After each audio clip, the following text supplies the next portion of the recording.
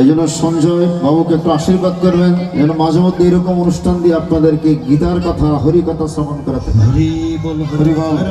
ওনার পরিবারকে আপনারা আশীর্বাদ করবেন যেন সুস্থ থাকে, সুন্দর থাকে। তাই সবাই চলুন আমরা অঙ্গের ধুলে এবং নাম কীর্তনে যাব। যারা বাইরে আছেন একটু ভেতরে প্রবেশ করুন। ধুলা নয় রে গোপী পদের